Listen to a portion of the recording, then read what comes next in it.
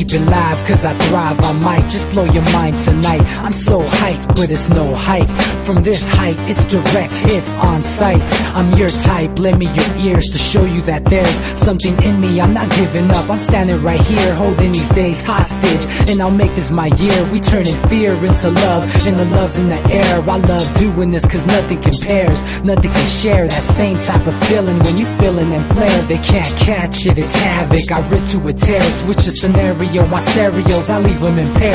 Variables start to change and they're all in my range. I just gotta grab it, it's all mathematics. Every step is drastic, I make it fantastic. I'm trying to take your breath away. Asthmatic. This is live through the stereo. Go and let it blow, blow through the stereo. I'ma let them know through the stereo. Yo, here we go through the stereo, stereo. This is live through the stereo.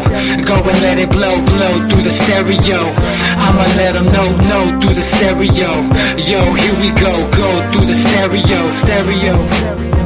Yeah, just nod your head with it, so explicit and vivid. Every image is intricate, intimate. I put my all into it, no scrimmage and no rules. I'm a pro tool, hear my heartbeat, beat into the vocals. I'm so loco, lost my mind, oh no.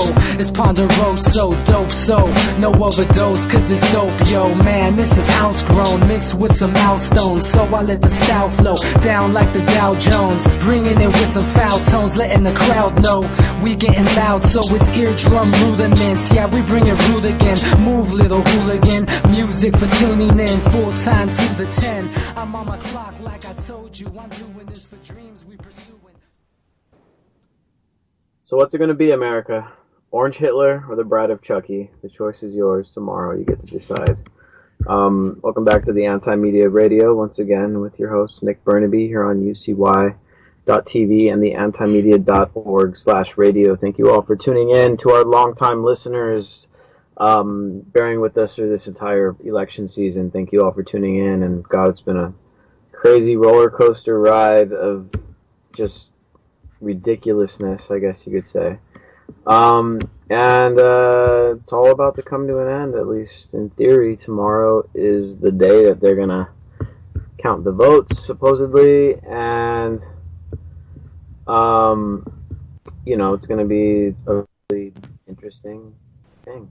It's going to be really crazy to see it all go down. A lot of people are going to be heartbroken. A lot of people are going to be crying foul. A lot of people are going to be saying a bunch of things about the election, and we're going to be taking it in. I may take Wednesday off because I'm out in Texas right now visiting some family, but I couldn't miss tonight's show just because it's the day before the election. We're not gonna miss tonight's show because that's just no way in hell that's gonna happen. Because hey, we've been talking about this for months and months. In fact, like it's been over a year now. Don't ask me why. I mean, it sucks that these things take for over a year to go through this political process, and it costs billions of dollars. Like that saying goes, I'm sure there's a better way to find the worst people in the country than to spend a year and billions of dollars searching through. Anyway, that being said, I've got my panel tonight. We've got a pretty much unscripted show. Let's talk about the election. What's up, DB Schwartz? How you doing tonight? Not too bad, Nick. I was just going to say, if we wanted to find the two worst people in America with political aspirations, it could have just been Rosie O'Donnell versus Michael Moore. I mean, we could have kept it easy. That'd be a good one. Maybe in 2020. God, Michael Moore has been such a disappointment. He is of course he is a very liberal kind of commentator and movie maker and stuff, but back early on in the Democratic primary, he threw all of his support behind Hillary Clinton. And in fact, I saw a meme floating around. Let me pull it because it was just so funny. He was talking about how Hillary Clinton was, in favor of regime change that has created a really bad scenario in Libya and in Iraq. And here we go. Here's what he said on Twitter back on March 9th of this year. He says, "It's a clear choice here. Hillary supports war and regime change, which has been a disaster and made each of us a target. And Bernie is for peace. That was back in March, and then just yesterday or the day before, he posted on Twitter a picture of him having voted for Hillary Clinton, and he goes, "Just voted, woohoo, Hillary, damn it, a vote for kindness and compassion against misogyny, racism, and greed." It's like, well, what about the Michael Moore that was worried about Hillary Clinton's regime change agenda and all the wars that she wants to get us involved in? All that Michael Moore must have retired, and now we have the warmongering Michael Moore apparently.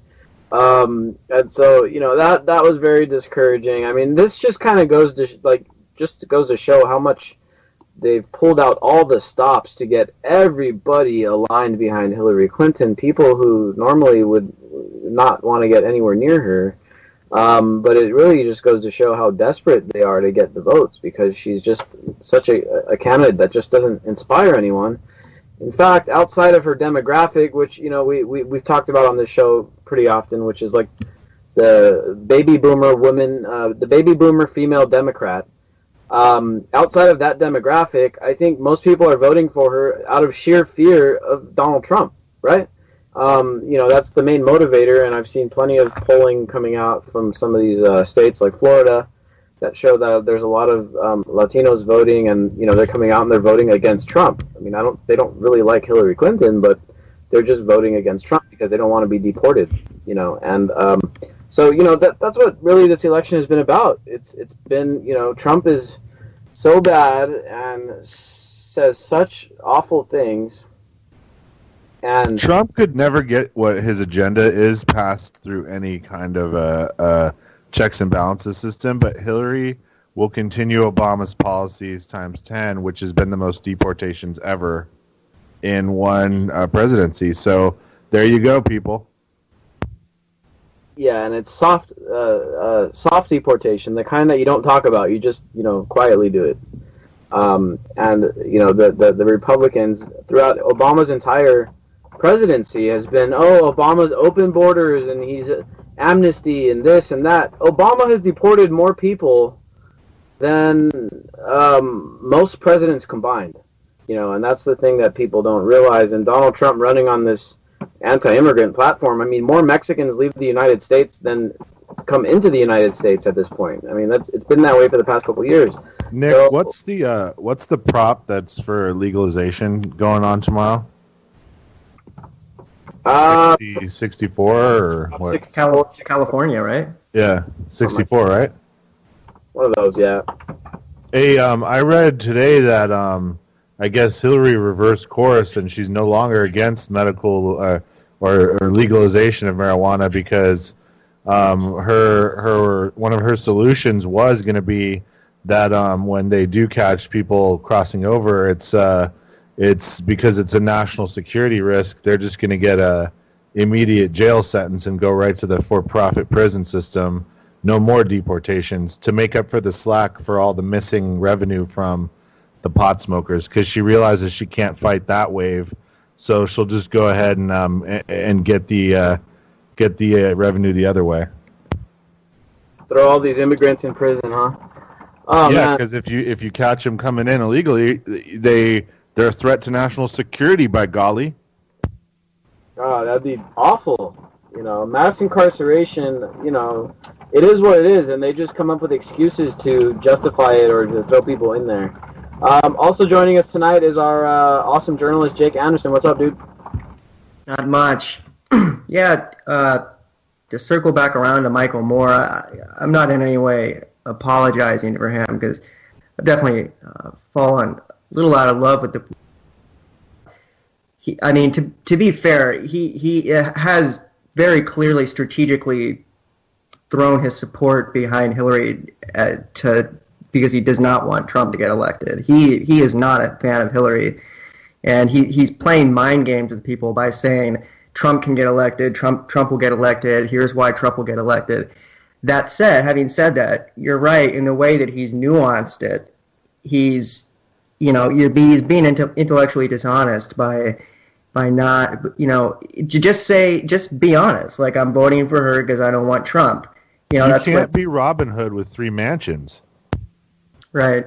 Yeah, no. I mean, I'm not I'm not going to get into a debate about Leonardo DiCaprio talking about climate change while he's taking a private plane around, nor am I going to discuss the moral merits of Michael Moore.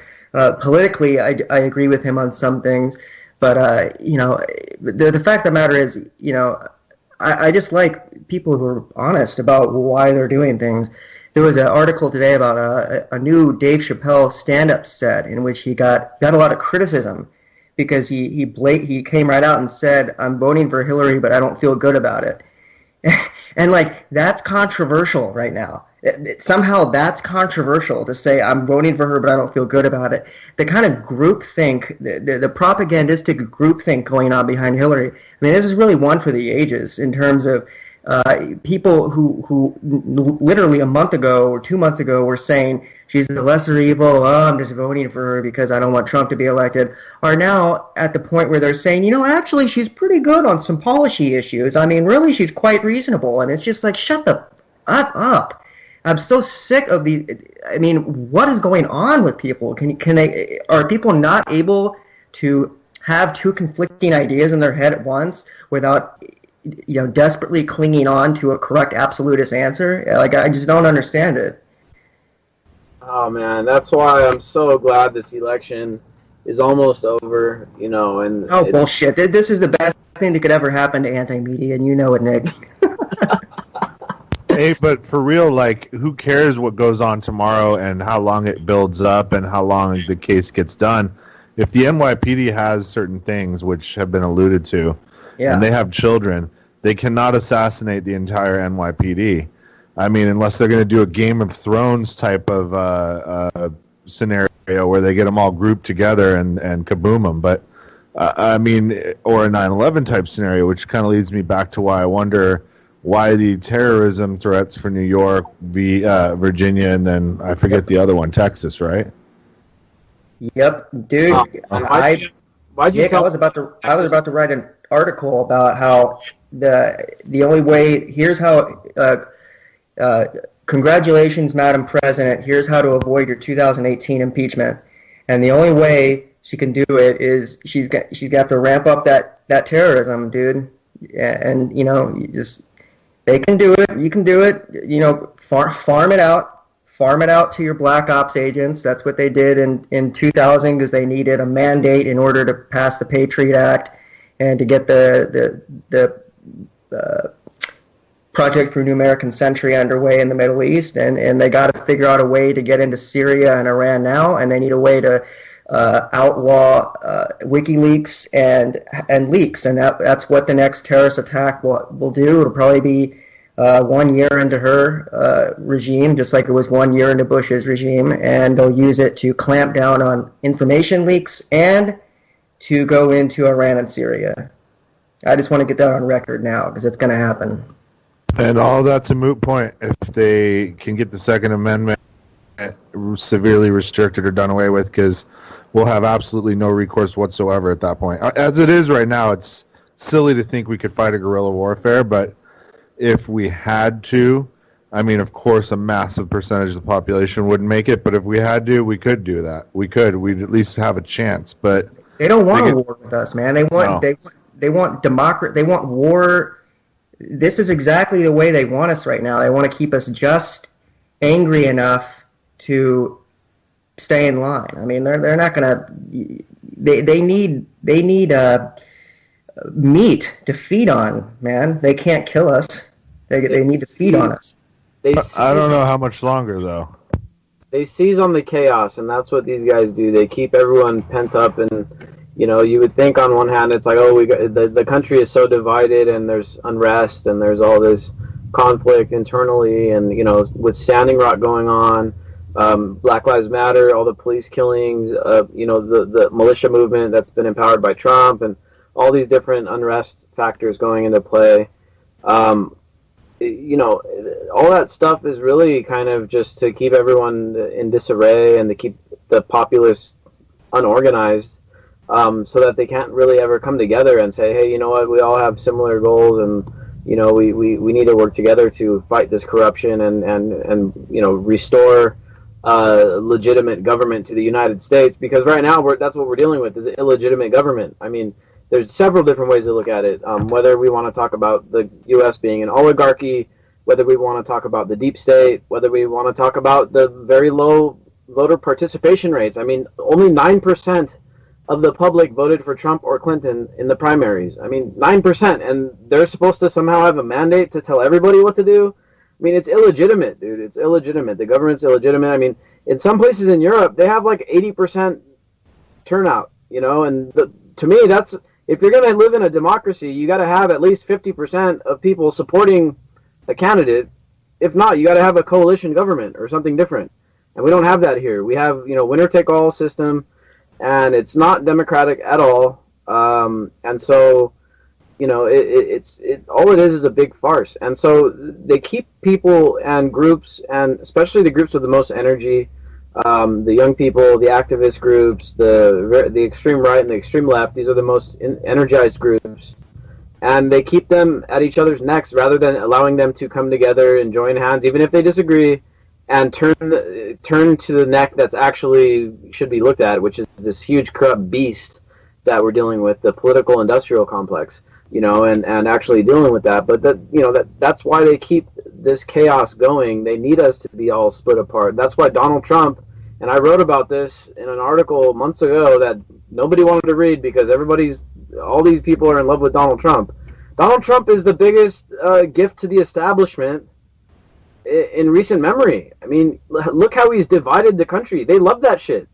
That's what the politicians, the media, everything, the entire political establishment, they operate on a divide and conquer platform. Donald Trump is the single greatest wedge that's ever come into American politics since, I don't know, Barry Goldwater, who Hillary Clinton worked for back in the day. So, you know, very, very interesting the way I see it. And of course, we've talked about this before, about how Donald Trump is kind of just, in one way or another, he's kind of just a operative, whether knowingly or unknowingly, he's kind of an operative to get Hillary Clinton elected. And, you know, looking back at some of the stuff that's come out from the WikiLeaks, is that's exactly what was going on. There was a great article today. I can't remember the damn website it was on, but it was about how the DNC and the Hillary Clinton campaign worked really hard early on in the primaries to legitimize Trump, to try to make him the nominee because they knew he would be the easiest one to beat. And the ironic thing is that later on, now it comes down to it, and it's like, shit, are we even going to be able to beat this guy? Because Hillary Clinton is just that bad. You know, she's so unlikable, and just nobody believes anything she says, that even with a buffoon like Trump that has offended basically everybody, they still can't. Hillary Clinton still can barely beat him. With all of the collusion with the media and the corporate backing and the billionaire money, the military-industrial complex, every single group that is lined up behind Hillary Clinton, the neoconservative establishment even, they've all lined up behind Clinton, and they can still barely beat Trump, the biggest buffoon in modern American politics. So that tells you how bad of a candidate Hillary Clinton really is. I don't know what it is exactly. I mean, sure, she's dishonest, and she's kind of, you know, she's bloodthirsty. She's got so much blood on her hands, and all of that stuff is bad. But, I mean, all of these politicians have blood on their hands for the most part. But I don't know what it is. I can't pinpoint it exactly, but there's just something about Hillary Clinton that people absolutely do not like at all. Like, no matter what. Because you know she'd throw you under a bus for $1. Yeah, I mean, maybe that's it. Maybe it's that she's just so cold-blooded. I mean, I wonder what kind of lizard she is. I mean, no, I'm just kidding. Here's the thing. If she institutes a no-fly zone, every single voter for her is going to be crying from here to the moon because World War III will start. And that's really what it boils down to. Despite all the other WikiLeaks coming out that are getting worse and worse, and they're dumping them like crazy today, that's just the main thing. If she gets World War III started, because I don't think Trump would fight Russia, and I don't think Trump would fight China, and I don't think we would fight China, but we're dumb enough to fight Russia, then there you go. A lot of her shills, for some reason, think that the no-fly zone is the only way to deal with the situation. I don't really know enough about the foreign policy of that area to argue its merits, but it's instant World War III, and I'll tell you also what it would do. we would have so many losses to the S4 and 500 series. They're basically they're SAMs. I mean, like we've discussed before, we need to send in 70 to 100,000 ground troops. When you fight Russia on the ground, you don't tend to do very well. So I don't think we're going to do well in that theater either. Even if we ultimately prevail, how many people are going to die? Let's just have a land war in Asia while we're at it, you know. Yeah, let's fight. Well, that'll be naval, and that's like they're setting that up for later. But one camp says we need to take Russia down because why we need their oil or whatever their resources. Well, you know, the way I look at it, you know, and now looking at Trump and Clinton and then Obama, I mean, I typed out a status today on Facebook. I didn't publish it, but I typed it out, and I was like, Obama 2016, you know, because he looks a lot better than both of them at this point. And, you know, I've been one of the biggest critics of Obama that there is. You know, I mean, his foreign policy has been a, you know, Bush light, basically. He hasn't been invasions. He hasn't been putting 100,000 troops into countries, but he's been invading them with drones. And he's been drone bombing, like, I think it's up to like 9 countries now with the addition of, they just recently added like another country they started bombing in, you know, Yemen, conventional bombing in Yemen, but they were drone bombing that place for a long time. But I mean, it's like around 10 countries at this point that Obama is actively drone bombing in. And so it's been like a Bush light. But with Clinton, you're gonna be looking at a much more muscular foreign policy, much more hawkish. And if you've been looking, and as we've been talking about on this show for the past, it's really accelerated in the past 6 months, but there's been a lot of subtle defections within our, you know, sphere of influence around the world, and, you know, what many would refer to as our, you know, corporate empire. A lot of countries that are kind of satellite countries that have been under the sphere of influence of the United States for a very long time, they're starting to turn their back on us slowly, or at least look for new partners. I mean, right off the top of the head, you got the Philippines, which has been a long-time military ally of the United States, where we currently have a naval presence. Their president is basically kicking us out of the country. And he's already openly saying that I would rather work with China than work with the United States because of strings attached that you guys always have, or that you've been abusing your, abusing your privilege here. You've been, he said, quote, you're using us as a doormat of Asia. Several other reasons. You've got people in all over the Middle East that are turning their back on the United States, including even Saudi Arabia. Part of that is because the U.S. public is also turning its back on Saudi Arabia. So Saudi Arabia is starting to look for new allies. They recently started a military partnership with Russia. Egypt started working recently with Russia. China started working with Syria. I mean, there's a bunch of things going on geopolitically that Obama has not been able to be forceful with and to hold the empire together. And that's why Hillary Clinton is being pushed in so hard right now, because everyone knows that Hillary Clinton is going to get in there and she's going to forcefully try to hold the empire together, for better or for worse. And that is going to have some first of all, it's going to have very bad repercussions on people living in the Middle East and people that are going to fall victim to Hillary's foreign policy, because that's going to happen no matter what. The other thing, like DB was mentioning, is depending on what Hillary does, and like you mentioned, the no-fly zone, she tries to do that in Syria, it could very well lead to a direct war with China, which would trigger, you know, all these military alliances like NATO, and then Russia with China and Iran and, you know, possibly now the Philippines and whoever else winds up aligning with the Eastern Bloc, North Korea. You know, we're talking about a triggering of alliances that would be very similar to what we saw happen in World War I, where one thing happened, well, you know, maybe one jet gets shot down and all of a sudden all these countries around the world declare war on each other.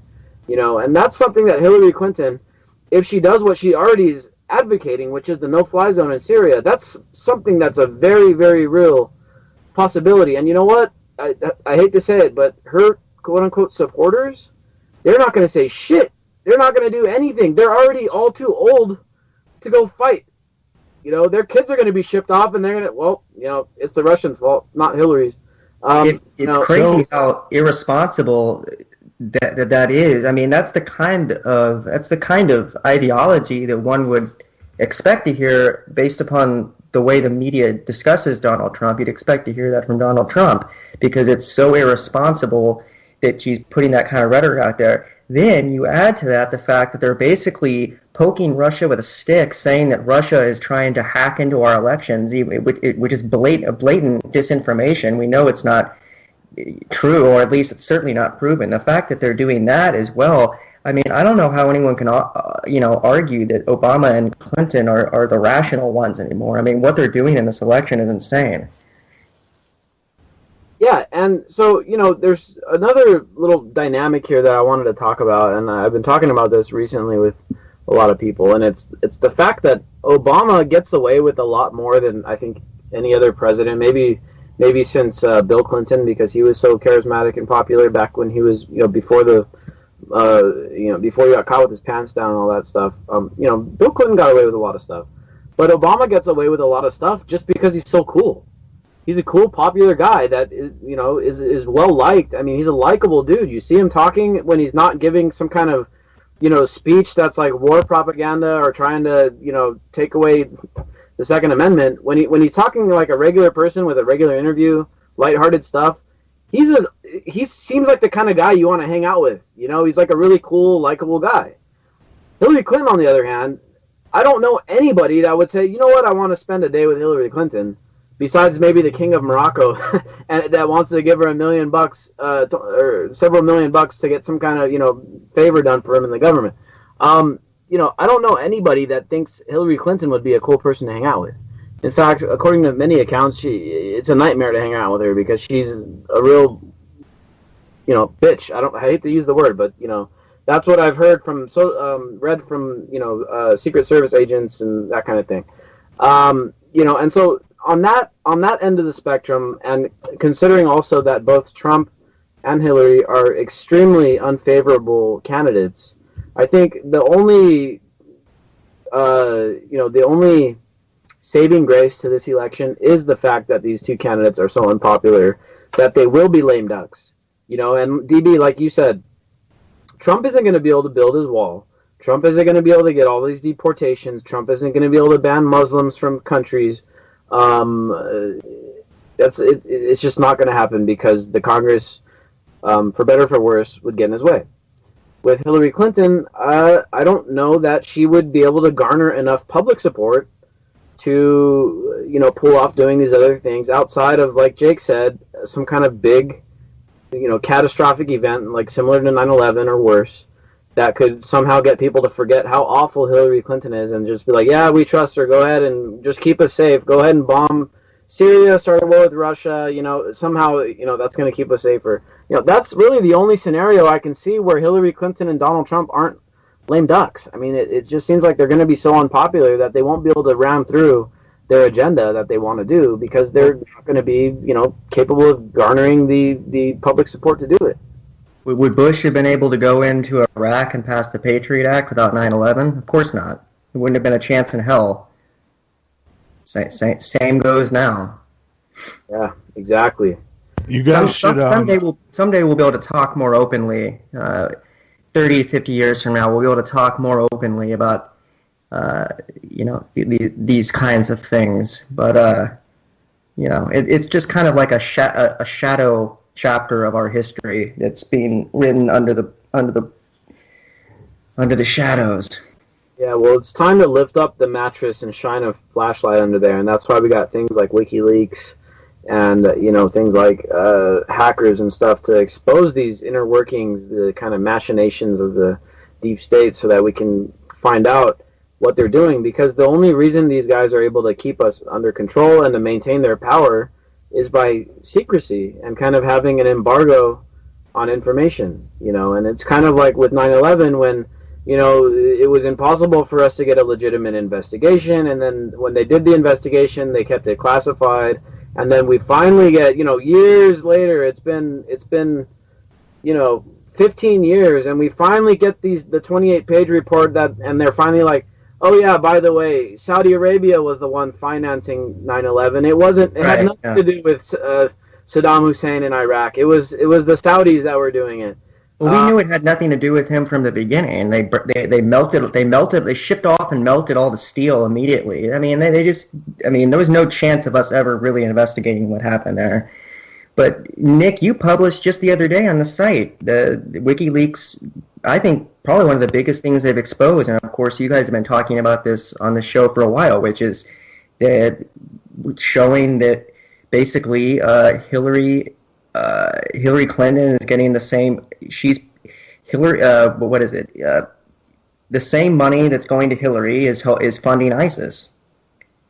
That was the headline you posted, right? Something to that effect. She was getting a lot of funding to the Clinton Foundation, and to several other, the Clinton Global Initiative, and they've got some kind of health thing going on too. I forget the name of it, but Clinton has got a lot of money from both Qatar and Saudi Arabia. And now, on the surface level, first of all, these countries are awful on human rights. I mean, women have very little rights, especially in Saudi Arabia. They can't even leave their house without having a male family escort with them. They can't drive. I mean, women are treated like animals, basically, in Saudi Arabia, to a lesser extent in Qatar, but as well over there. And Hillary Clinton, this supposed feminist icon, is taking millions of dollars from Qatar and Saudi Arabia. On the surface, it's already like, okay, that's just weird. But then you start looking and finding out, of course, there's been a lot of chatter that, okay, Saudi Arabia is probably the ones funding ISIS and training them and arming them. That's been kind of the talk of the people that have been researching this for a long time, and that's become pretty apparent. Now, Hillary Clinton, in one of these WikiLeaks emails, she basically stated just as much. She said, Qatar and the Saudis are the ones supporting ISIS. At the same time, she's accepting money from Qatar and the Saudis. And then, at the same time, she's also cutting them billion-dollar arms deals. And so it's like, wait, Hillary Clinton is being funded by the people that are the state sponsors of terrorism. That's just a little weird, and she's going to be our president? That's just a little something off But there, Nick, right? do you want Trump? Oh my God! Yeah. That's the only answer. That's the only thing you get ever. If you say the anything. only way to cover up that's the only thing that makes Hillary Clinton electable. You want is Trump? Trump is. I mean, it's hilarious. What are you racist and against women? Yeah. I'm just a privileged white male that has brown skin, and that's all it is. You want Trump? So you want Trump? No, I don't. God, I hate Trump. I can't stand the guy. He's like everything I really dislike about people. You know what I dislike probably the most is someone who uses their position of power to like take advantage of people. And I think that's like what Trump is like. He's like the perfect caricature of that, and the way he treats women, the way he talks about women. Like he just uses the fact that he's a big boss and a billionaire to treat women however the hell he wants, grabbing them and by all accounts, sexually assaulting them, and by plenty of women coming forward and claiming that he's done really bad things. I mean, I know the rape case was dropped last week, really randomly too, because the woman was going to have a press conference. I don't know, it was just real weird. And there was like death threats thrown around and blah, blah, blah, blah, blah. But, Trump is just the kind of person that personally I really hate. And his demeanor and the way he is, the way he interrupts people, just everything about him I can't stand. But when it all comes down to it, Trump is just an actor. He's a billionaire. He's an actor. He's a public figure. He's not a politician that already has blood on his hand. Now, he's not innocent either, because he's been on the other end of the receiving of the revolving door, where he's been the guy that is cozied up to politicians like Hillary Clinton, for instance. He funded the Clinton Foundation. He funded several of Hillary Clinton's political campaigns.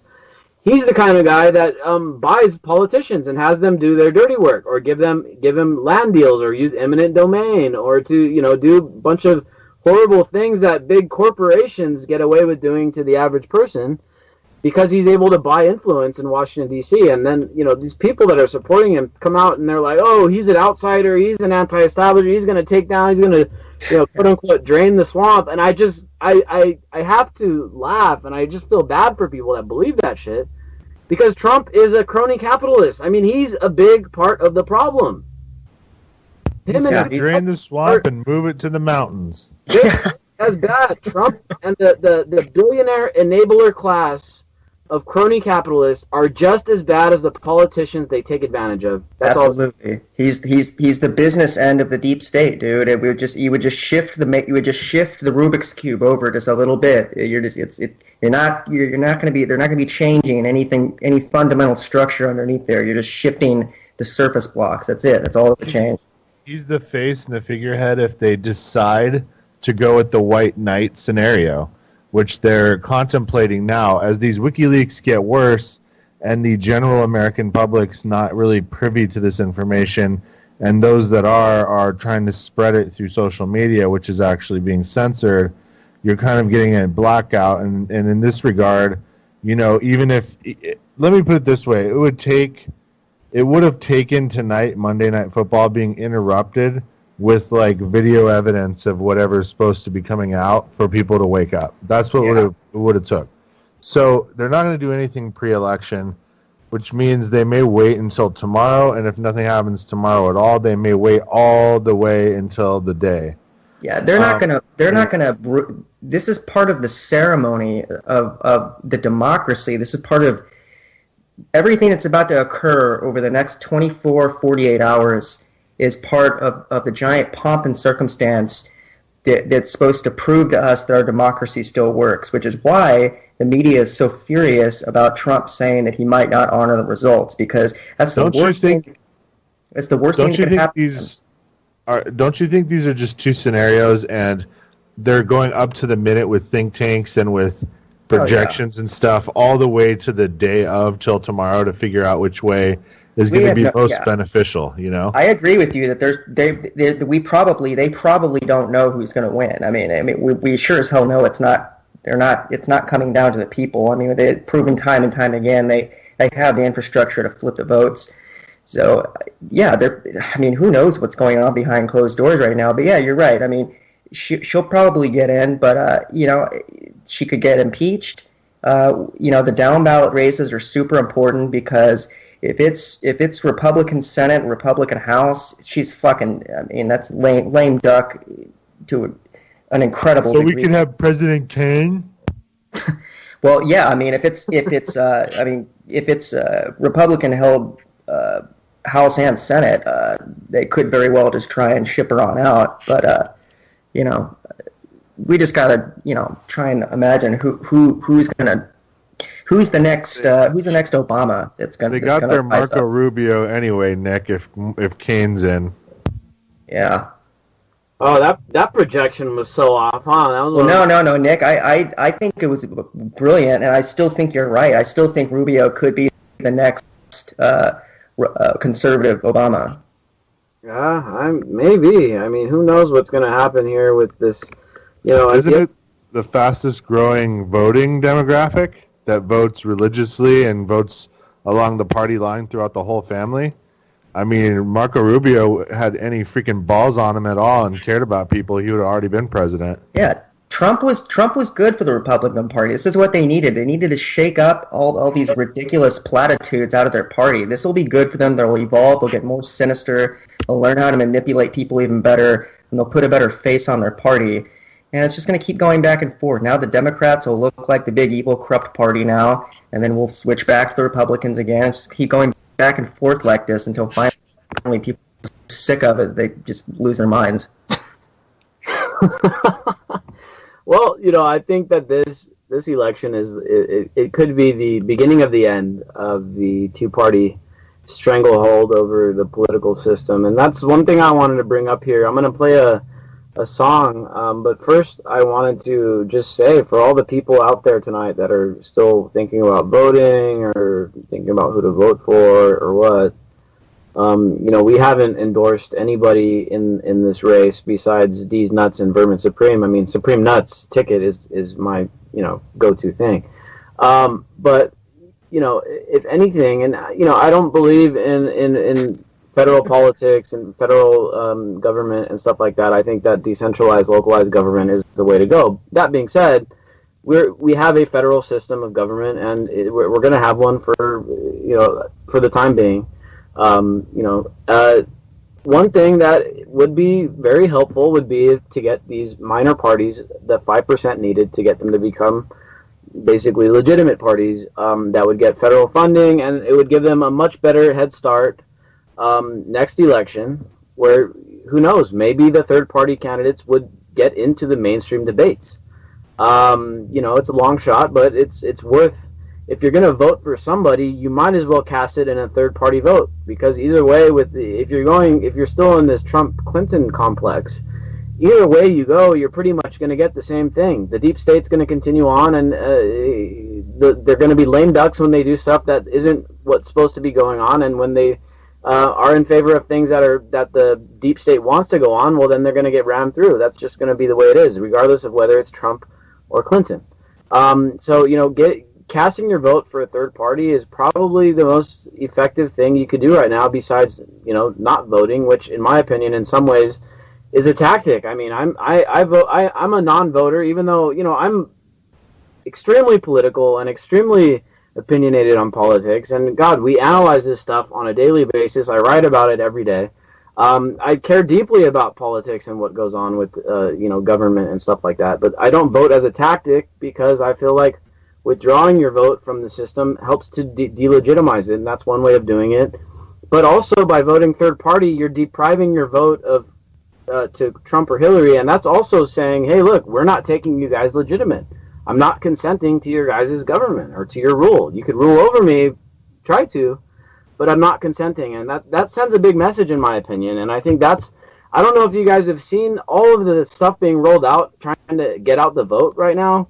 I mean, on Google, when I go on Google, it's like, oh, have you registered to vote? I go on Facebook, it's like, do you know where your polling place is? I go on, all these, Funny or Die is trying to get people to vote. They're yelling out the F-bombs and this, that, and the other, and all these, all of Hollywood and everything. They're trying to get out the vote, because if not enough people vote, well, then it's going to be hard to take the system as legitimate.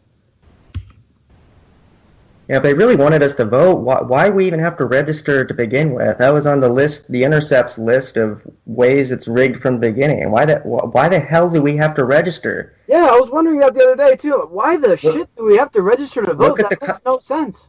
Look at the countries where you don't have to do that. Their voting percentages are like in the 80%.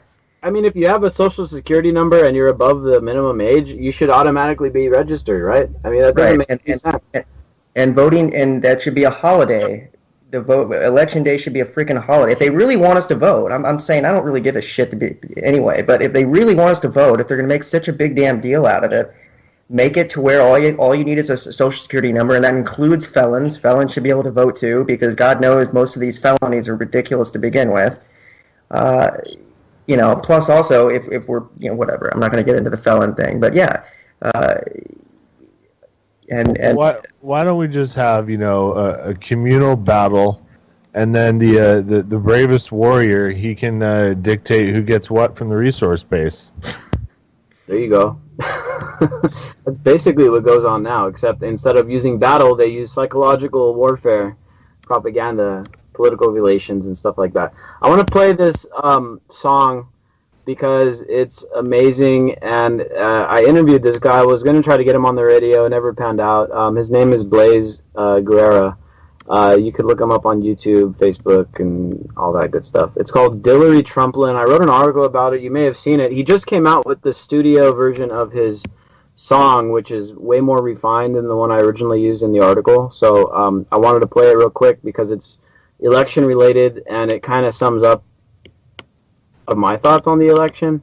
I interviewed this guy, and he's going to be voting for Jill Stein. He started off as a Bernie Sanders supporter and changed over to Jill Stein because he saw that how the DNC really snubbed Bernie and how the media, gave him the short end of the stick and all that stuff. So Here's the song, Hillary Trumplin. You can catch it on YouTube if you want to hear it again. Here we go.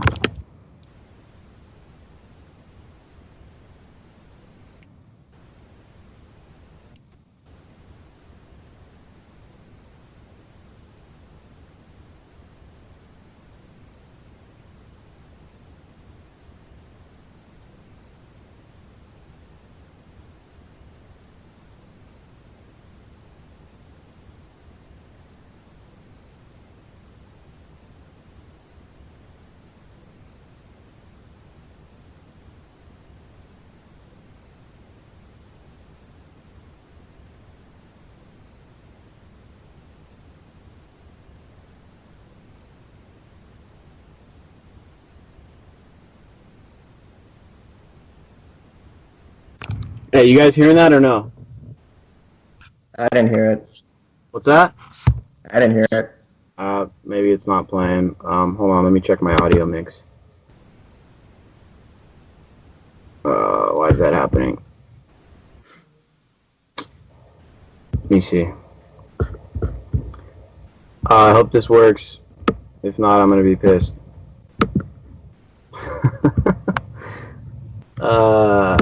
Alright, I don't know if I'm gonna be able to get this. Anyway. Alright, if you guys couldn't hear it, then you're gonna have to go over to YouTube and listen. I think what's going on is when I play it on here, it cancels out the audio for Skype. You have to go listen to it on YouTube, I guess. Just sing Puff the Magic Dragon instead. Yeah, let me sing it for you guys. No, I'm just kidding. Anyway, it's an epic takedown of both Trump and Hillary Clinton, and it was amazing. But the fact of the matter is, the reality of the situation is we're gonna be stuck with one of these assholes for a couple of years at least, and we're gonna have to deal with it and hopefully survive it. And in the end, God, this election really made Obama look good, didn't it? It just not really. He looks like an asshole.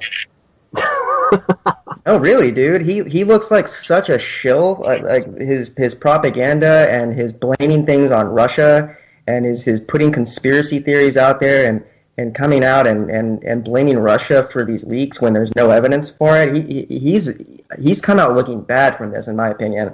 And this is coming from someone who woefully voted for him twice, and of course will never vote for a Democrat again now. But he looks worse by the day, in my opinion. Each interview I see from him, Bill Maher finally got an interview with him, and this is supposed to be like the extreme left. Bill Maher somehow represents the extreme left when Bill Maher is just as much of a tool as anyone now. But each interview, he just gets more and more moderate. The Obama that he put out in 2008 is just a phantom. Doesn't even exist anymore compared to the Obama that's there now. And is that any big surprise? Of course not. I mean, the White House is the place where dreams go to die, progressives go to die. I mean, exactly. Yeah, I mean, Obama has shifted the Democratic Party so far into the neoconservative realm. Yeah. Now, at this point, and that's with Hillary Clinton, it's kind of like the materialization of this shift, where the entire Republican neoconservative establishment is basically lining up behind Hillary Clinton. I mean, Colin Powell, George H.W. Bush, George W. Bush, according to George W. Bush's nephew, like George W. is going to be voting for Hillary Clinton now, apparently. And so Obama came into power in 2008 in this kind of groundswell of like leftist, frustration, and everyone was like, oh, we finally got an anti-war guy taking office and he's going to fix everything. And he was like a Trojan horse that came in and just shifted he absorbed all that left-wing energy and just moved it all over to the right. And no one was able to criticize him. No one could call him out for his foreign policy. I mean, there was only one time where people actually mobilized against Obama's foreign policy, and that was back in 2013 with the opposing the invasion or the regime change in Syria. That was the only time. I mean, nobody complained when he went back into Iraq. Nobody complained when he didn't end the war in Afghanistan. Nobody complained when he overthrew Gaddafi in Libya. No one complained when he started intervening in the Syrian conflict. Nobody complained when he started a drone warfare in all over Africa and all over Yemen, all these places. I mean, nobody complained. Nobody. Except for us and, a handful of people that just happen to fall outside of like the mainstream dialogue here. Very few people actually criticized Obama's foreign policy because, according to the neoconservatives, it wasn't hawkish enough. So I mean, the quote unquote few countries that he did overthrow, that wasn't even enough for a lot of these guys, and so nobody was criticizing him. If anything, they've been pushing him further and further into these conflicts. That's what's been going on. And that's what's been going on right now with Syria, man. I mean, everything from the media, it's like Russia did this and Russia did that, and when are we going to put a no-fly zone in? I mean, I was reading on Huffington Post, and these guys are like openly advocating a no-fly zone. And, I went to go write about Hillary's comments in the debate because a little bit before that debate where she was talking about the no-fly zone, I had read on WikiLeaks that was when she was admitted that a no-fly zone was going to kill, quote, a lot of Syrian civilians because they were going to have to bomb a bunch of air defenses that are hidden within, residential neighborhoods and stuff like that. So she wrote in a WikiLeaks email, it came out in the WikiLeaks emails, but she actually said it in a speech to Goldman Sachs that a no-fly zone was going to kill a bunch of people, and then when she said it in the debate, I was like, holy shit, she's advocating a no-fly zone, even though the emails just came out saying that if we put a no-fly zone, a bunch of civilians were going to get killed. And so I went to go write about it, and I'm trying to look for mainstream sources to source some of my article, and there weren't any.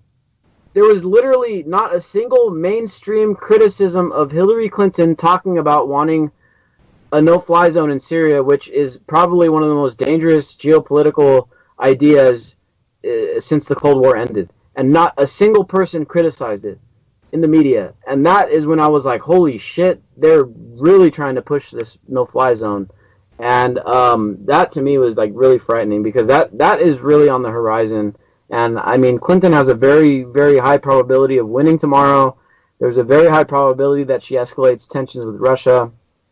And if the no-fly zone comes in, we can't talk about that enough. It's very, very dangerous, and that we've not been honest about our intentions over there. We talk about how we're in Syria defeating ISIS. That is not exactly the case. I mean, we've been misled a lot on that. In fact, as we mentioned earlier, I mean, Clinton took money from Qatar and Saudi Arabia, who also created ISIS. We had an article that went up today on the Anti-Media regarding some new stuff from WikiLeaks that we also pieced together from some older memos and stuff that had been declassified. And this comes from Libya, which was overthrown back in 2011, where basically Hillary Clinton was given some intelligence from one of her advisors, Sidney Blumenthal, that basically the opposition to Gaddafi was being overrun by Al-Qaeda and other Islamic extremist groups, and basically Hillary Clinton was okay with it, and she helped overthrow and back that opposition, which was she knowingly knew, or she knew that Al-Qaeda was infiltrating into this opposition. She still backed it, and they still armed it, trained it, and helped bomb the government forces and troops, and obviously got Gaddafi on the run. So, I mean, it's really hard to nail down anything concrete here, but basically, reading into this stuff, Clinton and probably a lot of other people within the government are funded by the same people that fund terrorists, and when it's convenient, they fight on the same side as the terrorists. And looking back further at some memos that came out, I believe back in 2014 that had been declassified, it showed basically that before ISIS became the menace that it is inside of Iraq, because when they were earlier on, they were just running rampant in Syria and giving the Syrian government a bunch of issues. They were actually kind of considered useful I wouldn't call them an ally. We weren't like directly backing them or anything like that. But we were by proxy with Qatar and Saudi Arabia. We were selling them the arms, and they were arming ISIS. And it was considered kind of a useful tool to destabilize the Syrian government. And it wasn't until ISIS crossed back into Iraq and started giving the Iraqi government problems, that's when the United States was like, oh no, we got to go deal with ISIS. They're doing bad things. We got to go stop them. ISIS was in Syria literally massacring Christians. And nobody in the U.S. government said a word about it. Nobody said anything. It's like, that's fine. But when they went back into Iraq and ISIS started taking over Erbil, which is a huge oil hub, all of a sudden it's like, oh shit, we got to go in there, we got to stop ISIS, and we got to fight ISIS and defeat them. And oh, by the way, we got to also bomb them in Syria. And then, oops, we accidentally bombed the Syrian army. That's the kind of stuff that's going on. And we're being misled, we're being lied to. And I don't know if some of these guys believe the bullshit that they're putting out there, whether they're knowingly, purposely just telling us lies. But we're not being told the truth about the intentions in Syria. It's not about ISIS. It's not. It's not about ISIS. That's not the number one goal. ISIS was our backdoor in. That's what gave us that's what the American people, that's how they gave the U.S. government permission to go in there. They said, okay, we're not okay with you guys going in and directly bombing the Syrian government, but if you tell us that you're going in there to fight ISIS, then we'll let you guys go in and bomb Syria. We won't protest. We won't say nothing bad. And that's exactly what happened. All it was a change of rhetoric, a slight change, and they added an enemy to the list, and that was it. And, the propaganda, the change in rhetoric worked. And now the no-fly zone has been normalized by Hillary Clinton and the media, and it's coming. It's on the way. And Nick, what would you say the primary reason we were in Syria then, if it wasn't for ISIS? Syria, I mean, it's very. I know it's complicated. But it's very complicated, but the main reason I think is definitely containment of Russia, and Russia is Syria is Russia's biggest ally, Russia is Syria's biggest ally. Russia has a naval base, which is, I think it's the only one outside of the former USSR. Their only one is in Syria. Syria is the crossing ground for a bunch of oil pipelines, proposed oil pipelines. And all of these pipelines are trying to make their way into Europe, which is a huge oil market. But it's also, coincidentally, or not, it's also a market that Russia has a basic monopoly on.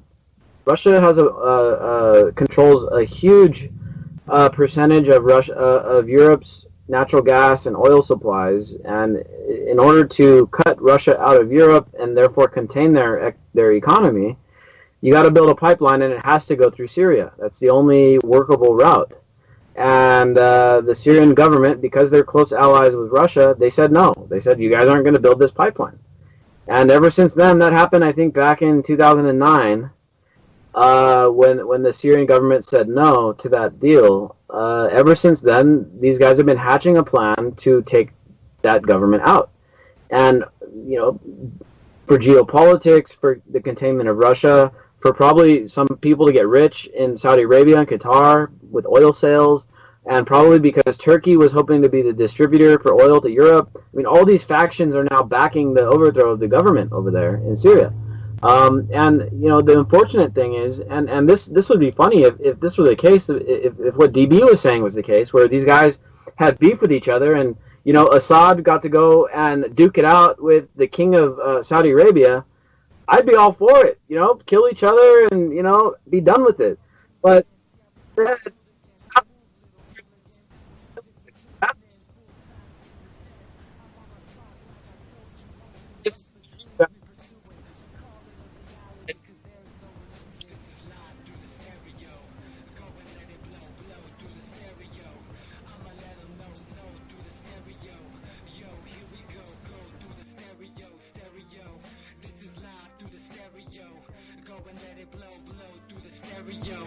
I'ma let them know through the stereo. Yo, here we go through the stereo.